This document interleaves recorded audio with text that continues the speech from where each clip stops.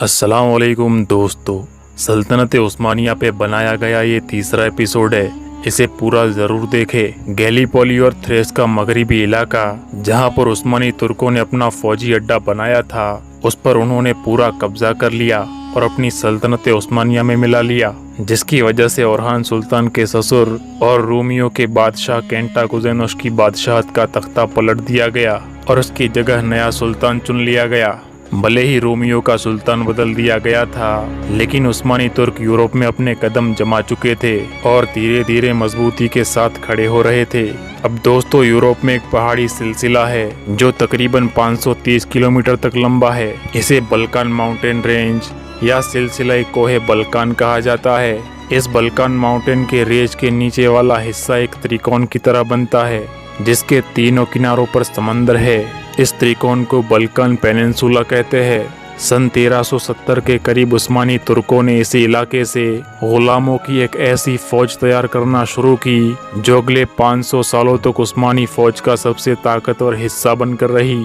ये फौज कैसे तैयार की गई और तारीख की सबसे अजीबोगरीब जंग कौन सी थी जिसमें एक 800 सिपाहियों के छोटे से दस्ते ने 50,000 से लेकर 70,000 सिपाहियों के लश्कर को शिकस्त देकर हरा दिया था, मगर कैसे हरा दिया था, यही सब आज के इस तीसरे एपिसोड में हम आपको बताएंगे। सल्तनत उस्मानिया का मुकाबला जिस रोमन और यूरोपियन आर्मी से था, वो बहुत तरबियत याफ्ता और मुनज़्ज़म फौज थी, जबकि तुर्कों के पास इसके मुकाबले के लिए ताकत और जज्बा तो था, लेकिन वो जंगी तरीका और डिसिप्लिन नहीं था जो उन्हें देर तक यूरोप की ताकतवर रियासतों और बेजेंटाइन एम्पायर के मुकाबले में खड़ा रख सके। सुल्तान को अपनी फौज को मजबूत बनानी थी और साथ में एक ऐसी खतरनाक फौज भी तैयार करनी थी जो उसके जाती मुहाफिज यानी हिफाजत करने वाले हो और इस हद तक खतरनाक हो कि कोई दूसरी फौज उनका मुकाबला ना कर सके। ये फौज तुर्कों के अंदर से बेहतरीन मुसलमान नौजवान जमा करके भी तैयार की जा सकती थी, लेकिन यहाँ एक मसला था। वो मसला ये कि सल्तनत उस्मानिया में मौजूद तुर्कों पर उस्मानी तुर्क एतबार यानी पूरा यकीन नहीं करते थे, क्योंकि तुर्कों की पहली वफादारी अपने कबीले और ख़ानदान के साथ होती थी और ये किसी भी वक्त पुरानी वफादारी पर वापस जा सकते थे, सुल्तान के फैसलों के खिलाफ खड़े हो सकते थे, अपने कबीले के लिए खबरें भी लीक कर सकते थे। तो उस्मानी सुल्तान को नई फौज बनाने के लिए ऐसे नौजवान चाहिए थे जो हर तरह के शक और शुबे से बालातर हो, यानी जो उस्मानियों से गद्दारी का इरादा ना रखते हो। तो सुल्तान मुराद ने बल्कान के इसी इलाके से ईसाई बच्चों को अपनी खास फौज के लिए भर्ती करना शुरू कर दिया। हुआ कुछ यूं कि यहाँ पर मौजूद ईसाई खानदान जो अब उस्मानी तुर्कों की रियाया थे, उन पर लाजिम था कि वो परिवार का एक बच्चा सुल्तान मुराद की खास फौज के लिए वक्फ करे।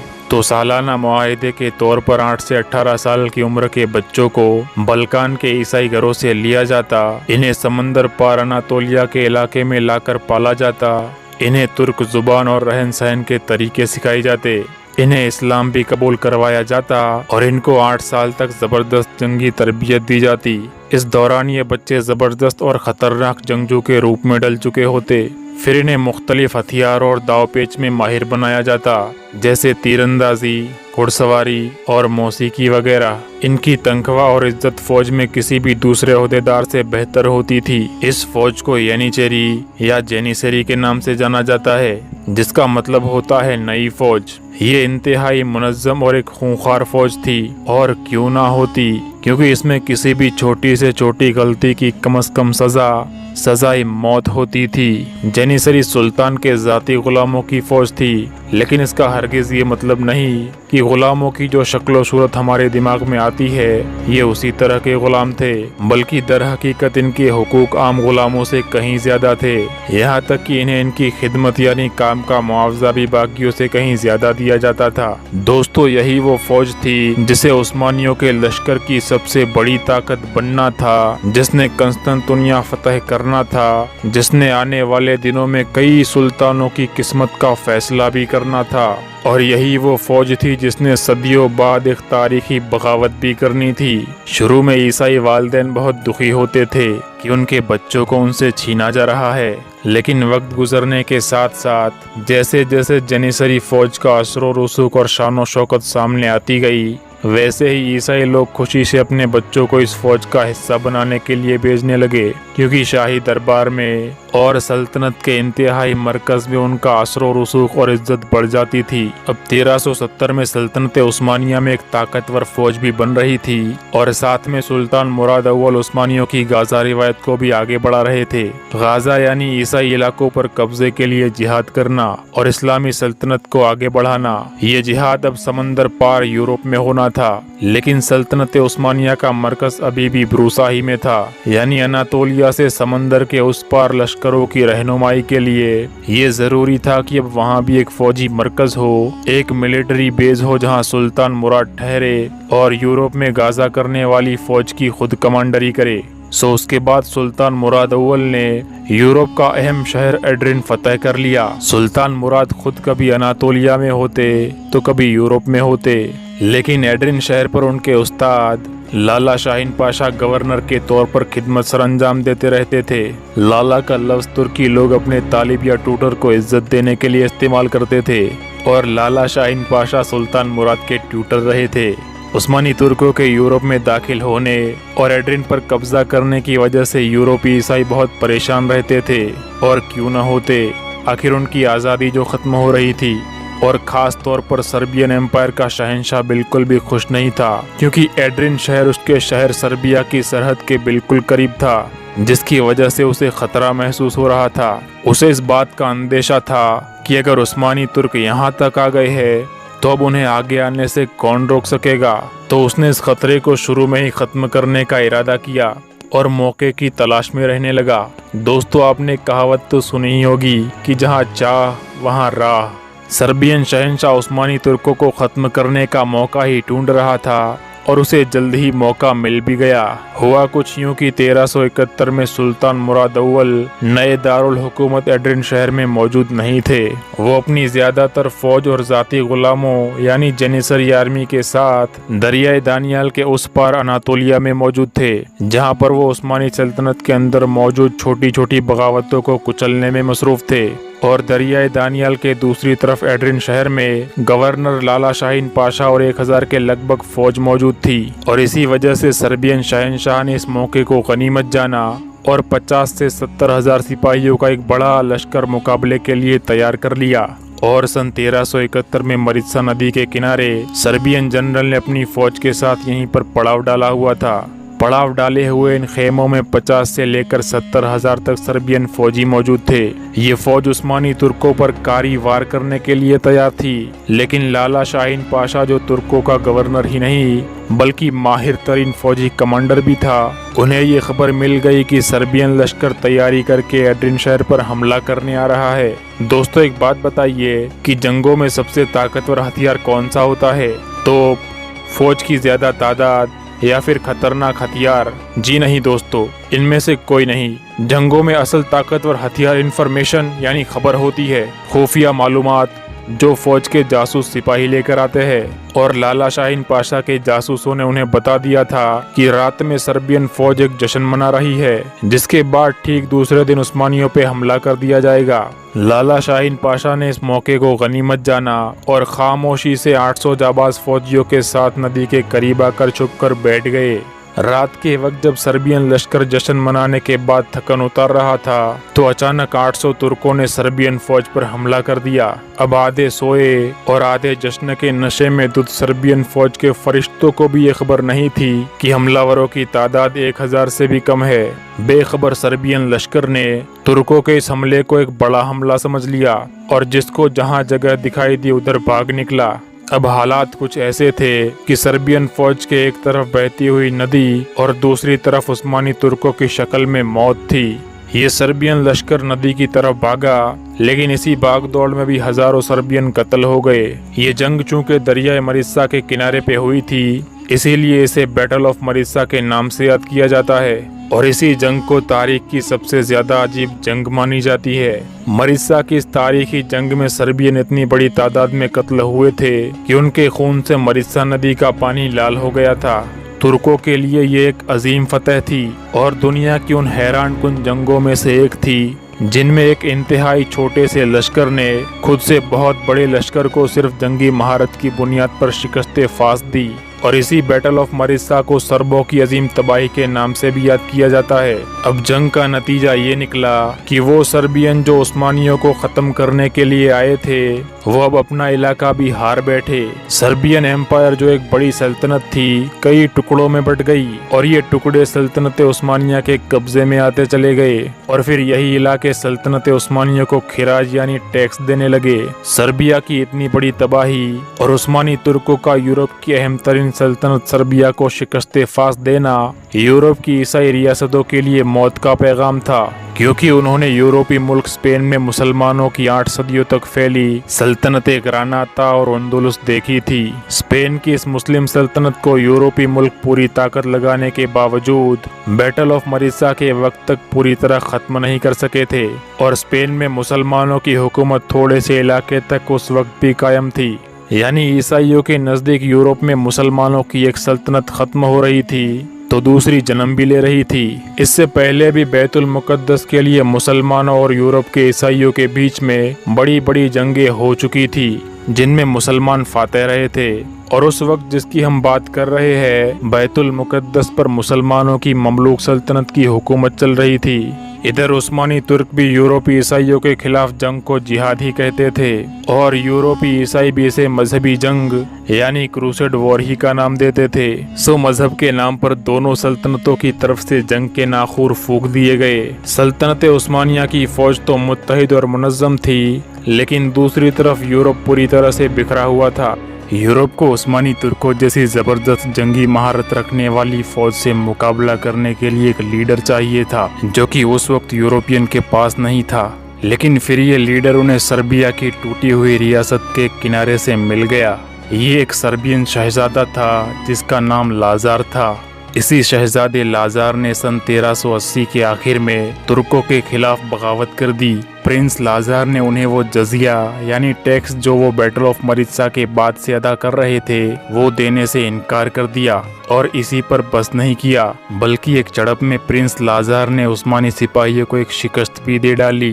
प्रिंस लाजार की इस छोटी सी जीत ने पूरे यूरोप पर में उम्मीद की किरण जगा दी और अब उन्हें अपनी आज़ादी वापस मिलने की उम्मीद होने लगी। इसी दौरान बल्कान ही के अंदर बोस्निया ने भी सल्तनत उस्मानिया के खिलाफ बगावत शुरू कर दी और तुर्कों के एक छोटे से दस्ते को शिकस्त दे डाली। इन दोनों फतुहात से यूरोपी ईसाइयों की हिम्मत वापस जुड़ने लगी और यूरोप को लगने लगा कि वो सल्तनत उस्मानिया को यूरोप से तो आसानी से बाहर खदेड़ सकते हैं। सिलसिला कोहे बल्कान के नीचे प्रिंस लाजार के झंडे तले अब वो लश्कर जमा होने लगा था जिसे ईसाई रूहानी पेशवा पोप की भी भरपूर हिमायत और मदद हासिल थी। यही नहीं बल्कि पोप की खास फौज के जंगजू यानी नाइट्स फौजी भी इस फौज का हिस्सा थे। 1 लाख का लश्कर मजहबी नारे के नीचे आज़ादी की जंग लड़ने के लिए उस्मानी तुर्कों के खिलाफ तैयार खड़ा था और प्रिंस लाजार जो यूरोपी ईसाइयों का हीरो बन चुका था वो इस लश्कर की क़यादत कर रहा था। लेकिन इस बार उस्मानी तुर्क भी गाफिल नहीं थे।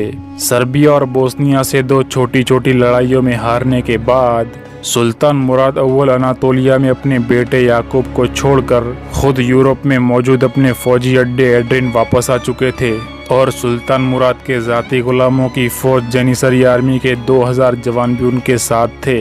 1 अगस्त 1389 को यूरोप में ठीक उसी जगह जहां आज कचनक शहर मौजूद है वहां पर सुल्तान मुराद अव्वल 60,000 का लश्कर लेकर 1 लाख सलीबियों के सामने खड़े थे और उनके बीच होने वाली इस जंग को जंगे कोसोवो के नाम से याद की जाती है। यूरोप में उस्मानियों के लिए ये एक फैसला कुन जंग थी। सुल्तान मुराद के लश्कर में उनके बेटे बायजीद भी फौज के एक हिस्से की कमांडरी कर रहे थे, जबकि मरकज में सुल्तान खुद अपनी इंतहाई तरबियत याफ्ता और खतरनाक फौज जेनिसरी के घेरे में मौजूद थे।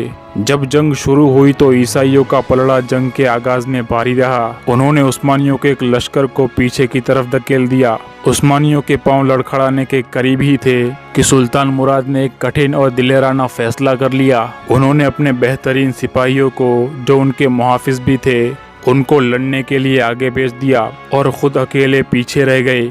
ये एक खतरनाक चाल थी और बहुत बड़ा रिस्क था क्योंकि सुल्तान अकेले थे और मारे भी जा सकते थे। उनके मारे जाने से उस्मानी ये जंग हार भी सकते थे और आखिरकार हुआ भी कुछ ऐसा ही। एक ईसाई नाइट फौजी किसी तरह सुल्तान मुराद तक जा पहुंचा और उसने खंजर के एक जोरदार वार से सुल्तान मुराद को कत्ल कर दिया।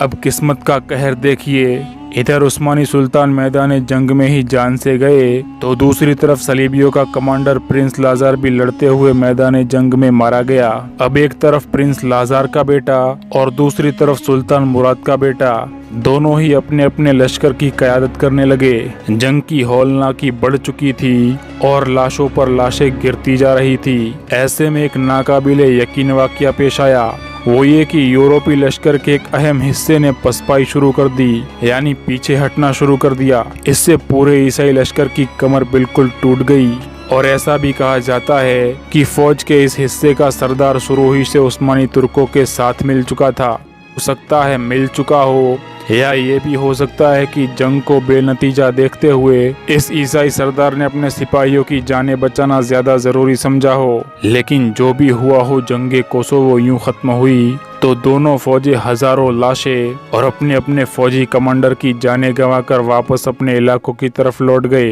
बज़ाहिर मैदान जंग में कोई फैसला नहीं हुआ था, लेकिन ये उस्मानी तुर्कों की स्ट्रेटेजिक विक्ट्री थी। इस जंग ने सर्बों को इतना नुकसान पहुंचाया कि उन्होंने उस्मानी तुर्कों के खिलाफ जंग करने का इरादा ही खत्म कर दिया, बल्कि उस्मानी सल्तनत के सामने घुटने टेक कर उन्हें खिराज यानी टैक्स देकर उनके मातहत हो गए और उनका पूरा इलाका सल्तनत उस्मानिया में शामिल हो गया। सिर्फ सर्बिया ही नहीं बल्कि 1390 तक रोमन एम्पायर के साथ साथ बल्कान का तकरीबन सारा इलाका उस्मानी सल्तनत का हिस्सा बन गया और सिलसिला कोहे बल्कान के तकरीबन पूरे हिस्से पर उस्मानी तुर्कों के परचम लहराने लगे।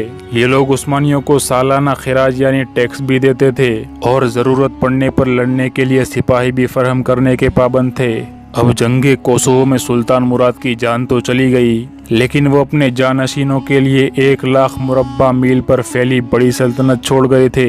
यानी कि सुल्तान मुराद ने अपने बाबा सुल्तान औराद से मिली सल्तनत को 3 गुना ज्यादा फैला दिया था। सल्तनत तो फैल चुकी थी, लेकिन सुल्तान मुराद अब इस दुनिया में नहीं रहे थे और इतनी बड़ी उस्मानी सल्तनत को फौरी तौर पर नया सुल्तान चाहिए था। जंग में सुल्तान मुराद अव्वल के एक बेटे बायजीद मौजूद थे। सिर्फ उन्हें और दूसरे कुछ लोगों को इस बात का इल्म था कि सुल्तान मुराद अव्वल अब इस दुनिया में नहीं रहे, तो उन्होंने पहला काम ये किया कि इस खबर को राज ही रखा और उनके दूसरे भाई याकूब जो अनातोलिया में फौज जमा कर रहे थे, जहां पर उनको उनके वालिद सुल्तान मुराद ने छोड़ा था। चुनांचे उन्हें जंग के हालात के बारे में कुछ खबर नहीं थी। सो बायजीद ने अपने चंद वफादार सिपाहियों को अपने भाई याकूब के पीछे भेजा और तुर्कों की गैरवानिया रिवायत के मुताबिक अपने भाई याकूब को गला घोट कर मरवा दिया। सिर्फ उस्मानी तुर्कों ही में नहीं बल्कि उस दौर की दूसरी बादशाहतों में भी यही तरीका रायज था कि हर नया बादशाहत के दूसरे उम्मीदवारों से जान छुड़ाना पहला फर्ज समझता था, ताकि रियासत में अपनी हुकूमत और हुक्म के खिलाफ कोई आवाज न उठा सके, क्योंकि जब तक बादशाहत के तख्त के दूसरे दावेदार जिंदा रहेंगे तब तक सल्तनत की अंदरूनी साजिशें बंद नहीं हो सकती थी। तो इसी महफूजे के तहत हर नया तुर्क सुल्तान भी अपने भाइयों समेत हर मुमकिन उम्मीदवार का गला दबवा कर हलाक करवा देता था। तो दोस्तों, अब बायजीद सल्तनत उस्मानिया के नए सुल्तान बन चुके थे। सुल्तान बायजीद के सामने सबसे बड़ा चैलेंज सलीबी जंगें नहीं थी, बल्कि खुद उनके अपने कबीले और उनका सबसे बड़ा मददगार अमीर तैमूर असल चैलेंज था। अमीर तैमूर ने किस तरह सल्तनत उस्मानिया को घुटने टेकने पर मजबूर कर दिया, और ऐसा क्यों हुआ कि एक सल्तनत जो कल तक रोमन बेजेंटाइन एम्पायर से टैक्स लेती थी उसे आज टैक्स देना पड़ गया। ये सब आपको बताएंगे, लेकिन सल्तनत उस्मानिया के चौथे एपिसोड में। तब तक हमारे साथ बने रहिए। दोस्तों, क्या आप जानते हैं कि हमारी इस दुनिया में सेंट्रल एशिया और मिडल ईस्ट के मसले की क्या वजह है? ये जो सेंट्रल एशिया और मिडल ईस्ट का बखेड़ा है, ये आखिर है क्या?